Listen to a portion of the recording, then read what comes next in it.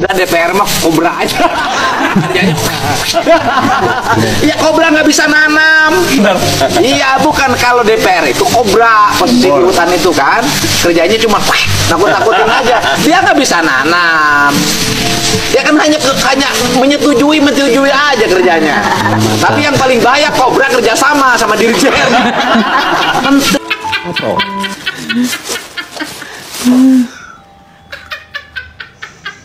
Virusnya ada hubungannya dengan impor daging, ya kan? Jangan-jangan ada hubungan impor daging dari negara yang sudah terpapar, kemudian diambil dagingnya, dikirim ke sini. Nah harus diumumin yang impornya siapa. Biar kita ini publik tahu, publik tuh jangan diajarin, dibodohin terus gitu loh. Ini kesalahan negara impor daging berdampak pada hancurnya tata kelola peternakan di Indonesia. Umumin, biar publik tahu. Dan siapa yang bertanggung jawab terhadap ini mundur dari jabatannya karena Anda sudah menghancurkan masa depan peternakan di Indonesia. Tegas. Kenapa? Mana kepala desa, mana pegawai, hidupnya di otaknya cuma satu, iya dana desa, iya siap, asup, administrasikan, kumahannya cara nyokot tapi tetap panggil. Makanya teriak-teriak, Pak, tolong kami jangan diperiksa, Pak. Nyarisnya nyokotnya gede tingginya pasti diperiksa. Saya Seto Mulyadi, adiknya Kak Deddy Mulyadi. Ya, saya adalah pengagum beliau, saya akan belajar banyak dari beliau, dan saya juga memberikan dukungan moral kepada adik-adik semua, karena saya bukan hanya baru sekali melihat adik-adik, sudah yang kedua kali, dan tadi juga sempat berbincang-bincang dengan sebagian besar adik-adik juga, berbincang-bincang dengan para orang tua adik-adik, dan saya menyimpulkan bahwa langkah ini membawa adik-adik ke Dodi bela negara adalah langkah yang tepat. Harapnya adalah semua hidup yang semua. Terima kasih kepada Kang Deddy Mulyadi atas ide gemilang ini. Mudah-mudahan ini adalah awal dari kebangkitan remaja dan mungkin kalau di sekolah gurunya akan bisa membuat tertib seperti ini. Dan nggak ada teriak-teriak. Yang lagi rame nih, siapa yang setuju KPAI dibubarkan aja, nggak guna, bacot mulu, nggak ada solusi. Nih kocak nih, KDM minta KPAI ikut urus anak nakal. Terus apa kata mereka? Tugas kami hanya pengawasan, nggak guna. Nih, saya sudah sampaikan berulang kali, tugas kami melakukan pengawasan. Bacot mulu, nggak ada action, nggak guna. Woi Mariati, Solihah, kocak. Jangan kan untuk anak ratusan orang, satu anak pun akan direspon oleh KPAI.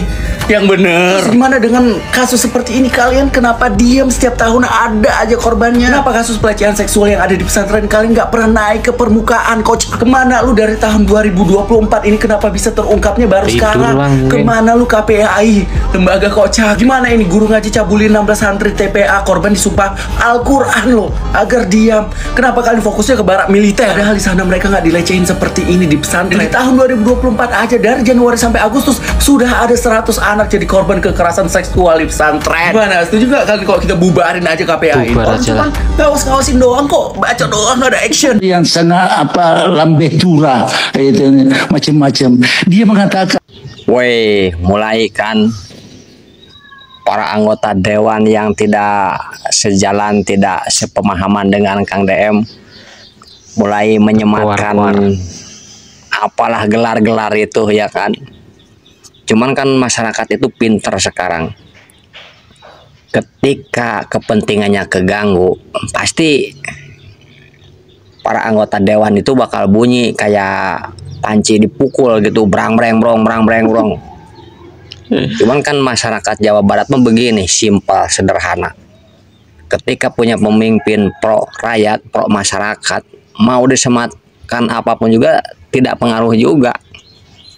Malah saya sebagai warga Jawa Barat akan sematkan ke Bapak Dedi, Bapak Aing, Jabang Tutuka ya kan, yang lahir kembali, yang habis digodok di kawah Chandra di muka dengan segala kepedihan, dengan segala kekurangan,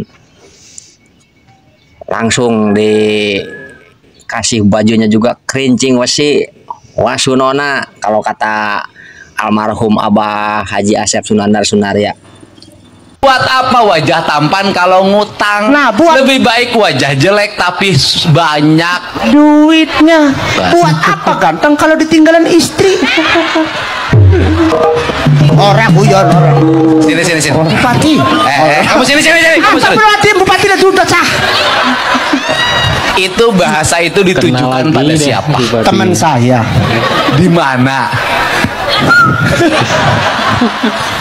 Emang dia ditinggalin? Siapa yang bilang enggak? Ditinggalin apa ninggalin? Enggak tahu, demolo. Sian sama. Hai para netizen. Hai, enggak bilang mana betul.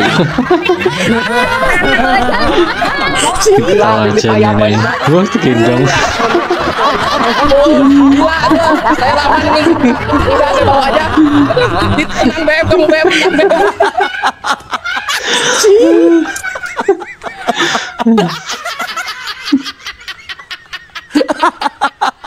Jadi kita mau coba lihat bahwa Mulyono, Mulyadi sama-sama beroperasi di dalam market of stupidity. Market of stupidity.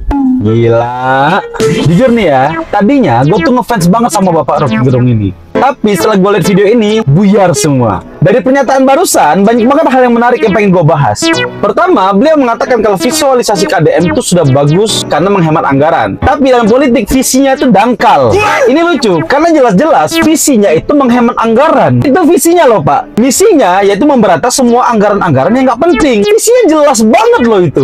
Kedua, hanya karena KDM mengirim anak-anak ke barak, Bapak bilang visinya dangkal. Visi misi KDM itu dari awal kampanye itu jelas. Mereka ingin warga Jabar yang berkarakter. Sekarang gue tanya, kalau anak-anak yang nakal, anak-anak yang bandel, anak-anak yang ngelawan guru, ngelawan orang tua, tawuran, pakai sajam, karakternya apa? Preman karakternya.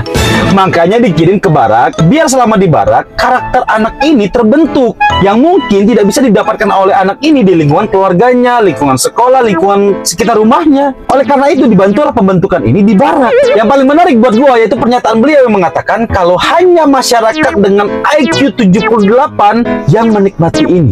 Berarti Bapak mengatakan bahwa 62% pemilih KDM pada Pilgub Jabar kemarin itu IQ 78. Yang mana IQ 78 itu masuk ke dalam kategori keterbelakangan mental. Wow, ini penghinaan buat warga Jabar loh Pak.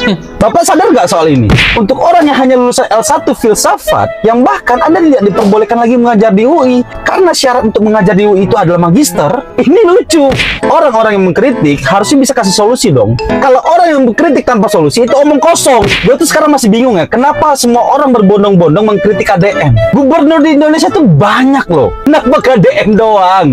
Apa karena pergerakan KDM ini terlalu bagus, sehingga orang-orang yang punya kepentingan di masa depan, itu takut untuk bertarung dengan KDM, sehingga framingnya tuh dari sekarang gitu loh. Oh iya, Anda ini kan pernah bangun partai ya 2011 ya? Partai Serikat Rakyat Indonesia.